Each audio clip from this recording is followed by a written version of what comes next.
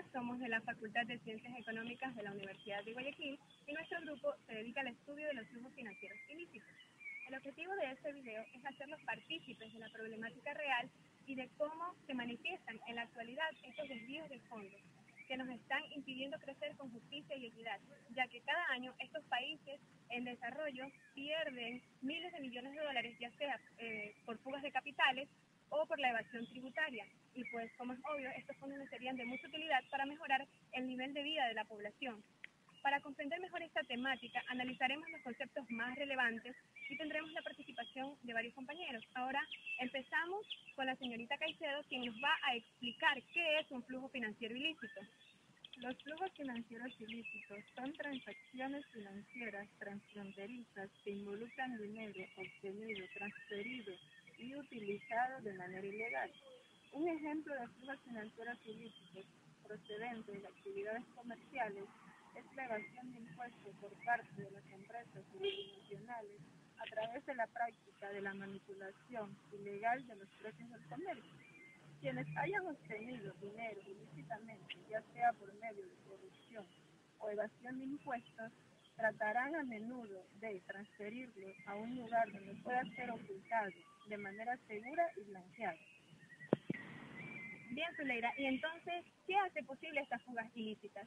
El principal factor propicio es el secreto financiero o bancario. El secreto es posible gracias a una estructura financiera global que incluye los paraísos fiscales, los fideicomisos secretos, las compañías nominales y las cuentas anónimas. Amplias redes de facilitadores y asesores están dispuestos a establecer estructuras empresariales de alta complejidad e impenetrables para todo aquel que intente conocerlas mejor desde afuera. ¿Y cómo perjudican estas fugas a una nación? Los flujos financieros ilícitos son uno de los obstáculos del desarrollo de los países pobres, tanto por la magnitud de los montos implicados como porque estas actividades socavan el buen gobierno y la construcción del Estado. ¿Y por qué es un obstáculo para el desarrollo de estos países? Para combatir la pobreza, los países deben tener entradas netas de capital que puedan ser invertidas en infraestructuras, en el sector social, en actividades productivas, etc. El tema de evasión de impuestos es muy importante debido a que en cada país la recaudación de impuestos sirve para retribuir a la sociedad en obras públicas, educación, salud, entre otros. Y estos aspectos son muy relevantes para alcanzar el buen vivir. Zuleira, y con respecto a la evasión tributaria, ¿cuánto pierden los países en desarrollo? Se estima que los países en desarrollo pierden alrededor de 10 veces sus ingresos procedentes de la ayuda oficial a través de los flujos financieros ilícitos. Las cifras exactas son inciertas, pero se estima que el 5% de estos flujos ilícitos tienen que ver con el tema político, la corrupción. El 30% abarca las operaciones delictivas y el 65% restante corresponde a las fugas de las grandes corporaciones nacionales, las mismas que desvían fondos a través de los conocidos precios de transferencia, subvaluaciones de las exportaciones y los préstamos ficticios. En ellos se da la fuga de capital mediante los intereses. Como hemos escuchado, gran parte de estos flujos ilícitos corresponden a la evasión fiscal, que es el incumplimiento deliberado y la elusión de impuestos. Estas prácticas son moralmente cuestionables, porque se aprovechan los vacíos de la ley para reducir al mínimo el pago de impuestos. Historia, el manejo fiscal ha sido bastante cuestionable, pues siempre se ha dado los beneficios a unos pocos, lo cual no es nuevo en América Latina, puesto que siempre se favorecen con exenciones y beneficios fiscales a los que más tienen dinero, a los ricos. Y para equilibrar, pues se hace recaer la carga impositiva a los sectores más sensibles. Con el pasar del tiempo, estos métodos se modernizaron, pero el concepto no ha variado sustancialmente. Nuevos mecanismos se han puesto en práctica, entre ellos tenemos los tratados de libre comercio, los tratados bilaterales de inversión, los tratados arancelarios, los acuerdos para evitar la doble tributación, entre otros. Lucía, ¿pero son estos acuerdos favorables para las naciones en desarrollo? Mira, te diré que si tomamos como ejemplo los acuerdos para evitar la doble tributación, definiéndolos, porque estos son instrumentos de política fiscal utilizados en el sistema internacional respecto a los impuestos. Para entenderlos mejor, estos son acuerdos bilaterales entre países que tienen como propósito garantizar que no se graven doblemente las inversiones internacionales, es decir, que no se les cobren impuestos a las empresas transnacionales, tanto en el país donde se origina una renta, que generalmente es un país en desarrollo, así como en el país donde se origina el capital, que generalmente es un país desarrollado. Estos instrumentos internacionales buscan favorecer los flujos de capital, la inversión extranjera directa, el crédito, el comercio internacional. Claramente, estos acuerdos tienen como propósito prevenir los fraudes fiscales. Por ejemplo, no se busca que con ellos el contribuyente no pague impuestos. Lo que se busca es evitar que tribute dos veces por una misma transacción en estados diferentes. Los países pueden controlar este tipo de fraudes fiscales usando una cláusula de intercambio de información de forma coordinada para que puedan controlar que los contribuyentes no tengan estas ventajas fraudulentas por la aplicación errada de este tipo de acuerdos. Aunque cabe recalcar que el 100% de estos acuerdos no funciona como debería, pues siempre van a haber los contribuyentes que realicen estos fraudes. Bueno, entonces, ¿qué genera que se adopten este tipo de acuerdos? Sí, las crisis, básicamente las crisis y la necesidad de generar un marco propicio para evitar la falta de crecimiento e inversión llevan a los países en desarrollo a que se adopten este tipo de políticas neoliberales con el propósito de atraer la inversión internacional. Cabe destacar que este tipo de medidas son beneficiosas para los países en desarrollo, pero solo en el corto plazo, pues atrae la inversión extranjera, sí, pero también hay que ver la contraparte, pues también beneficia a los inversores porque sus utilidades no tendrán que tributar dos veces, pero hay contribuyentes que solo buscan estos acuerdos para pagar menos impuestos. Por ello, es necesario que se revisen continuamente las normativas aplicadas en este tipo de acuerdos. Y en estos acuerdos, ¿qué estrategia utilizan para evadir impuestos? Bueno, un reporte de la Universidad de Berna indica que los países pertenecientes a la OCDE aplican una estrategia unilateral que obliga a las naciones en desarrollo a reducir sus tasas de retención de impuestos, bajo el argumento de crear condiciones favorables para atraer la inversión extranjera. Por ejemplo, los comerciantes de materias primas, en particular, son señalados por utilizar este tipo de trucos contables, que les permiten transferir sus ingresos que generan en los países pobres, que es de donde obtienen los insumos, y estos ingresos los llevan, por ejemplo, a Suiza, puesto que allá les van a ofrecer unas mejores condiciones o una preferencia fiscal. Para lograrlo, pues ellos basan sus actividades administrativas en Suiza y después cobran a sus subsidiarias en otros países por los servicios que les otorgan. Con ello, reducen legalmente las ganancias de dicha subsidiaria, mermando el volumen de impuestos que tienen que pagar a otros gobiernos. Y como consecuencia de la mala aplicación de este tipo de tratados, pues se facilita el movimiento ilícito de dinero. Bueno, ahora hablaremos sobre la liberalización de la cuenta capital y de cómo influye esta en la evasión de impuestos. Para ello tenemos la participación de la señorita Castro, que nos va a explicar un poco más sobre esta temática.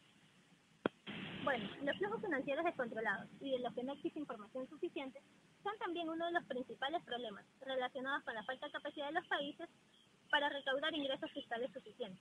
La recaudación perdida es enorme. Un informe publicado en enero de 2011 por la Global Financial Integrity, una organización dedicada a la investigación, informa que en los países en desarrollo están dejando de ingresar una cantidad de dinero cada vez mayor. Aquellos que quieren evadir o eludir impuestos pueden beneficiarse de la liberalización de los flujos financieros para lograr sus objetivos con mayor facilidad. La liberalización de los flujos financieros internacionales debe interpretarse como resultado de una intervención poco común y significativa, dado que normalmente las finanzas han sido ante todo de índole nacional y han estado reguladas. La forma en la que se gestionan los flujos financieros afecta la distribución de la riqueza, la pobreza, el bienestar infantil, el desarrollo económico de las mujeres y el desempleo.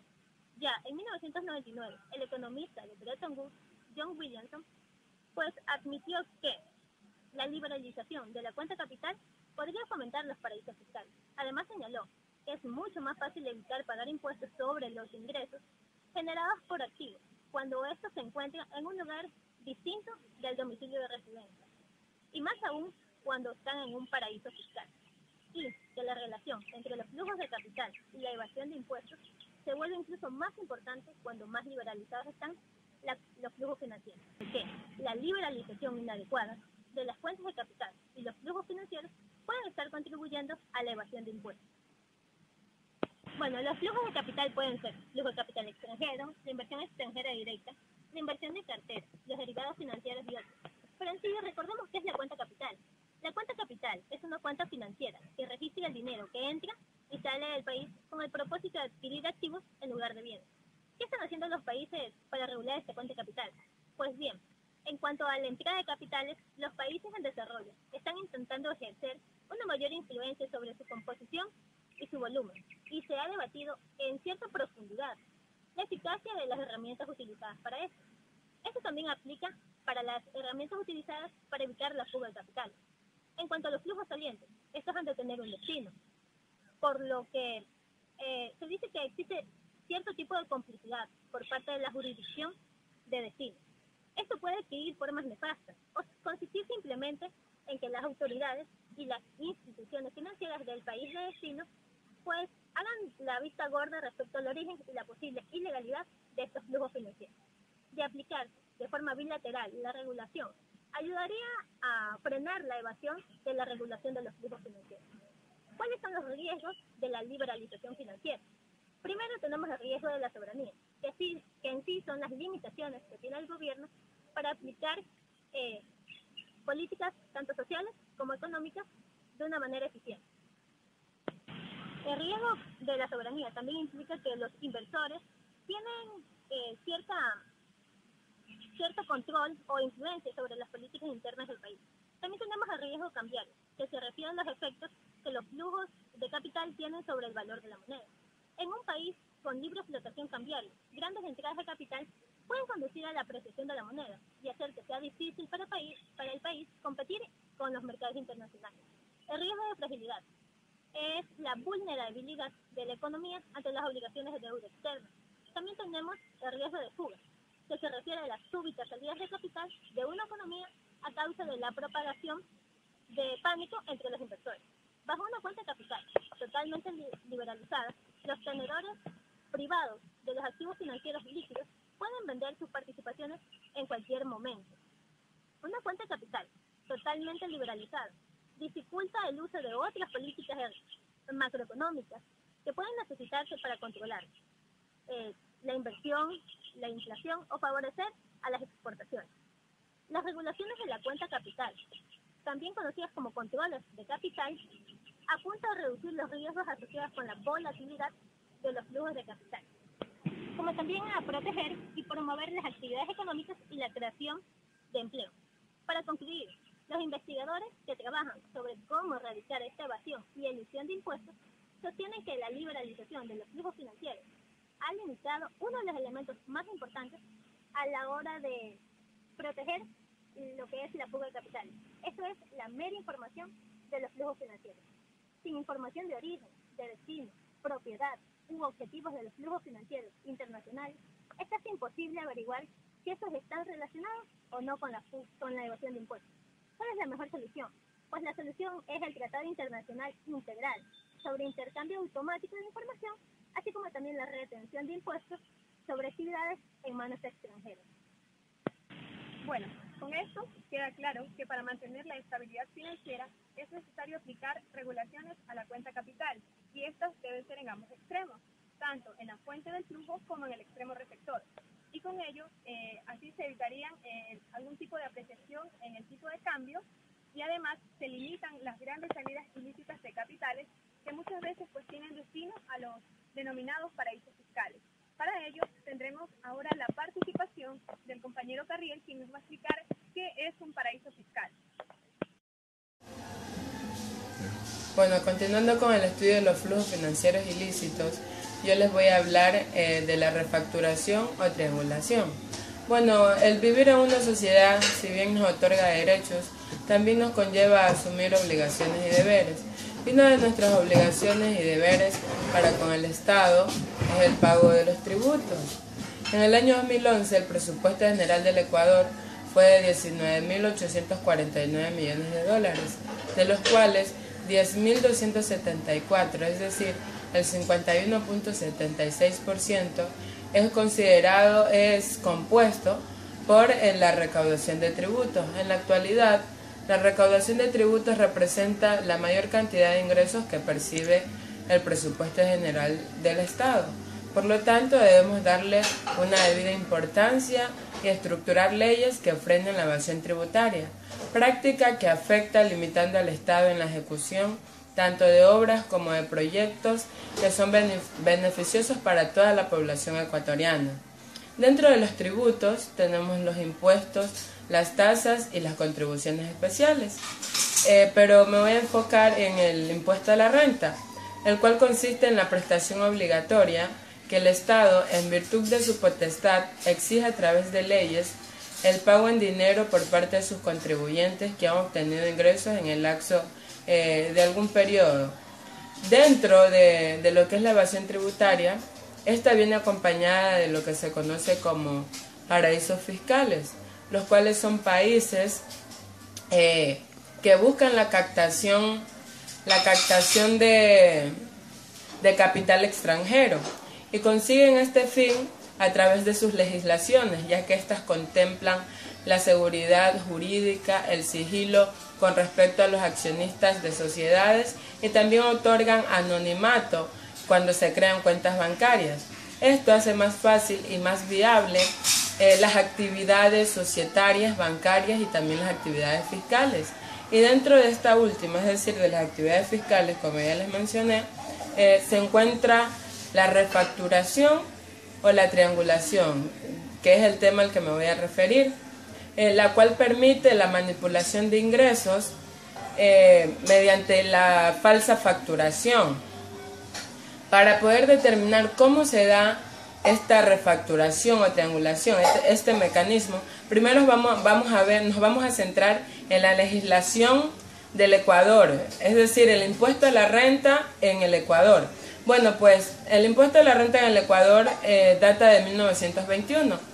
Al principio, como todo nuevo modelo implantado, tuvo sus falencias, pero ya en el año de 1928 pudo mejorar. Y además de haber cambios fiscales, también hubieron cambios económicos, ya que en el año de 1927 se crea el Banco Central.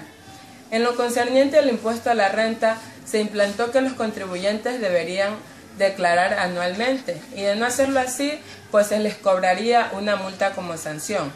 Con el transcurso de los años, el impuesto a la renta no lograba recaudar, ¿cómo les explico?, que los contribuyentes paguen de acuerdo a su capacidad contributiva. Y es más, solo pagaban las personas que tenían un ingreso fijo, mientras que las personas que tenían un mayor poder económico se las ideaban para no someterse al cumplimiento de sus obligaciones tributarias.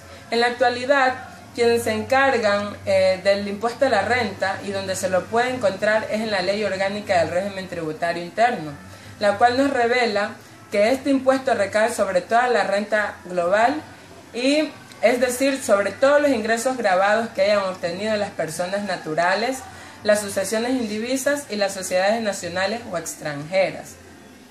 En el artículo 2 de la Ley Orgánica del Régimen Tributario Interno encontramos todo lo que será considerado como renta.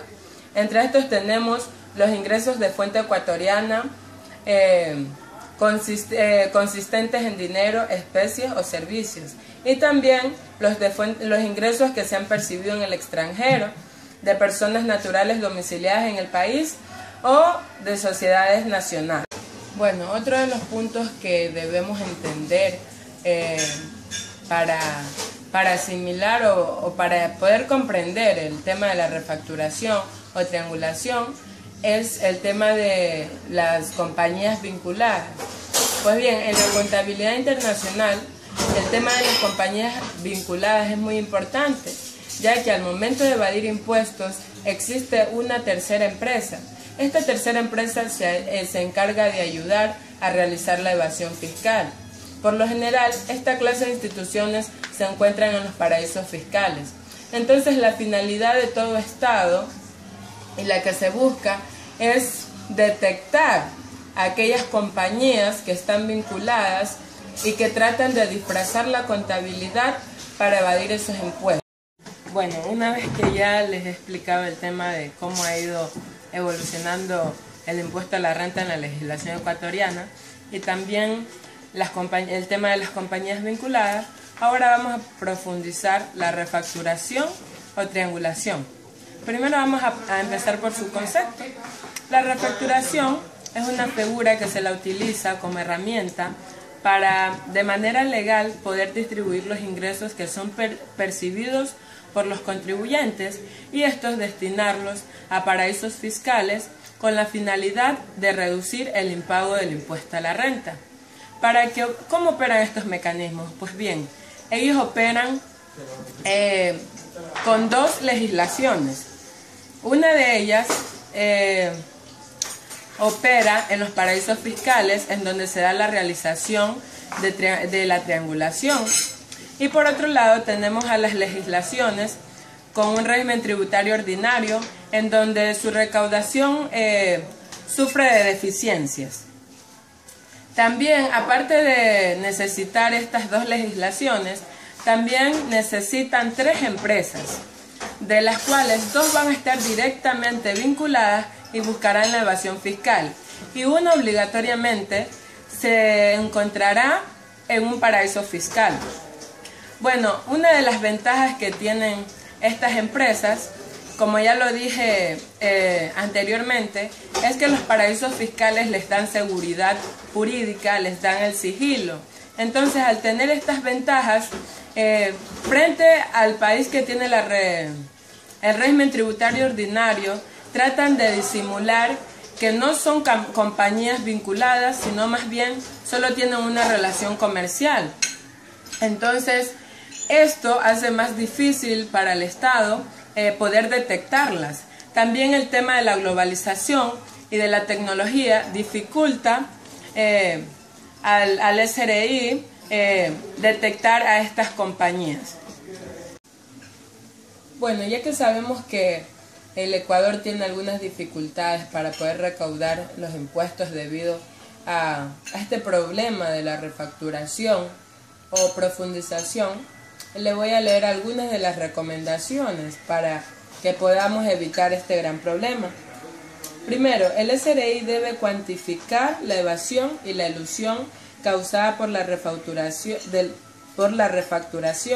a través de los paraísos fiscales, ya que creemos que nuestro Estado no ha prestado mucha importancia al daño ocasionado por esta figura. Otra de las recomendaciones es que para evitar que se configure la refacturación, debemos reforzar nuestras legislaciones, es decir, nuestras leyes, iniciando por mejorar la manera a través de la cual se realiza la determinación de partes relacionadas y también estableciendo cuáles son los regímenes perjudiciales. Otra de las recomendaciones es que para evitar la elusión de tributos debemos inculcar una buena cultura tributaria a toda la población.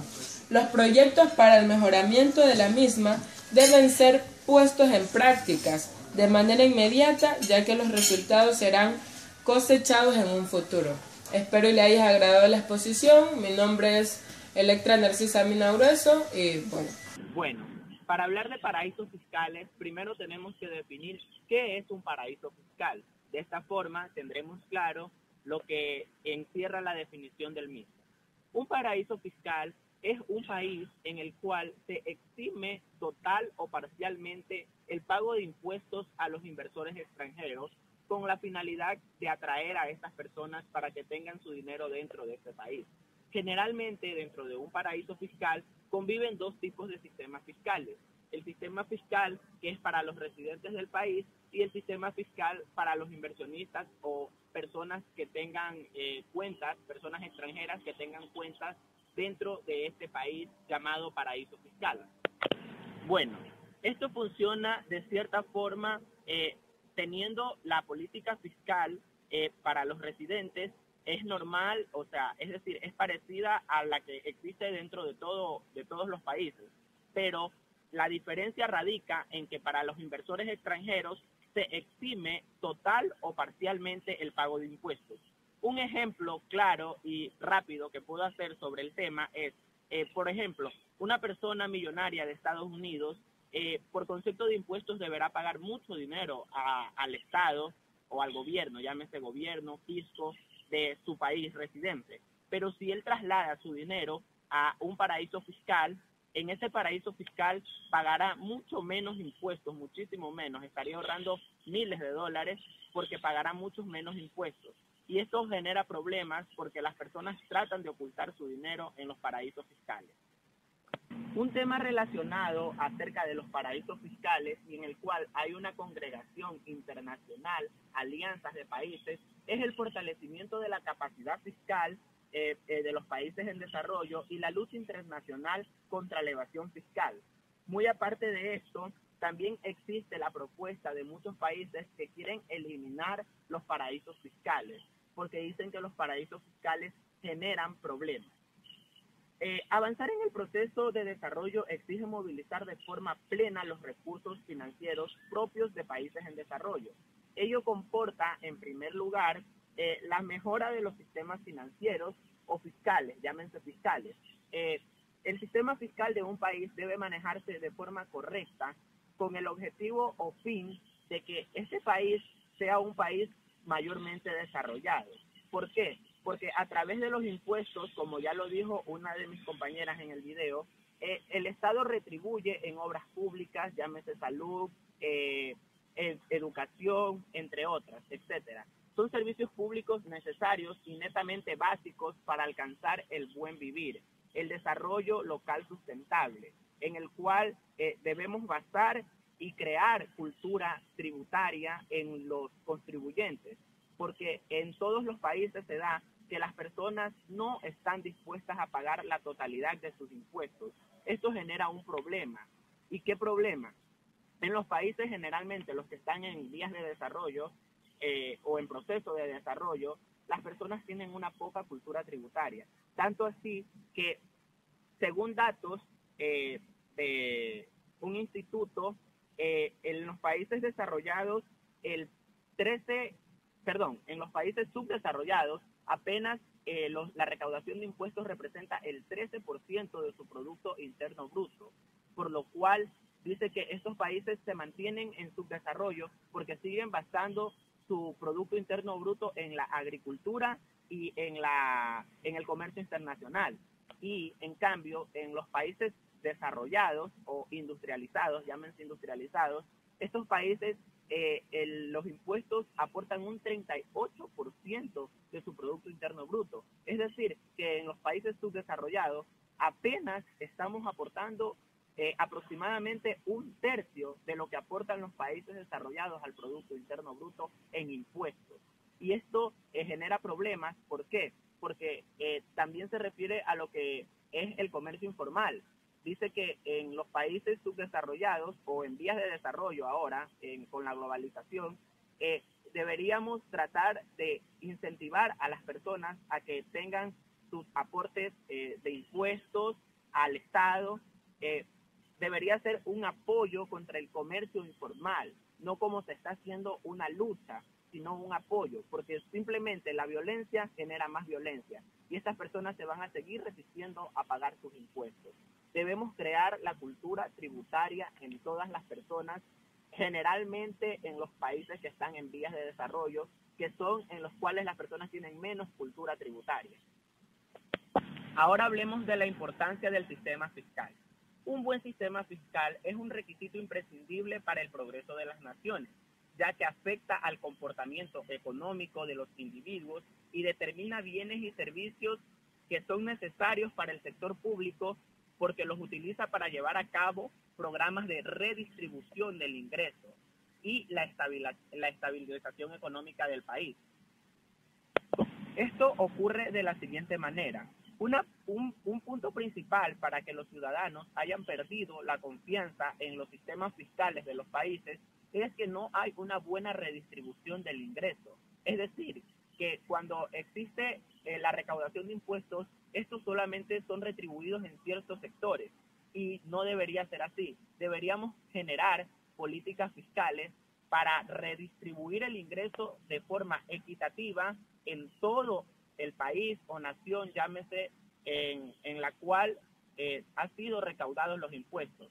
De esta forma, las personas sentirán una mayor confianza en los sistemas fiscales de su país y por ende obtendrán una mejor cultura tributaria. Bueno, ahora hablemos del fortalecimiento de las administraciones tributarias. Muchos seguidores de la teoría económica y del comportamiento tanto de mercado como fiscal creen que es necesario hacer convenios internacionales para que exista una mayor fortaleza en las administraciones tributarias. ¿Cómo funcionaría esto? Los países deberían intercambiar información entre ellos para que puedan de esta forma saber qué persona ha cumplido a ciencia cierta con su responsabilidad de pagar impuestos, quién ha asumido la responsabilidad de pagar sus impuestos y quiénes no. También se cree que dentro de cada país los gobiernos deberían formar convenios no solamente con las empresas públicas que lideran ellos, que obviamente esta información está entrelazada porque son manejadas por el mismo gobernante, sino también con las empresas privadas, para que de este modo todos los trabajadores que pertenecen tanto al gremio privado como al gremio público estén entrelazados y puedan saber quiénes deben pagar sus impuestos de forma precisa. El intercambio de información es muy bueno. Otro punto importante es el eliminar, como se da en ciertas partes, la doble contabilidad. Esto es un delito que es penalizado por la ley en la mayoría de los estados, y la doble contabilidad lo que hace es afectar al país, porque estas personas hacen un fraude para no pagar los impuestos que en realidad les corresponden. Es tanto así que muchas empresas se ha detectado que declaran pérdidas cuando obtienen utilidades, y esto es perjudicial para el Estado y para los trabajadores de la misma empresa, porque no les están retribuyendo las utilidades y tampoco retribuyen los impuestos que el Estado los redistribuye en toda la sociedad. Bueno, este ha sido la finalización de nuestro tema. Esperamos que hayan entendido de lo que hemos compartido con ustedes. A nombre de la Facultad de Ciencias Económicas de la Universidad de Guayaquil y de mis compañeros, les quiero dar las gracias y les pido que cualquier error sepan disculpar.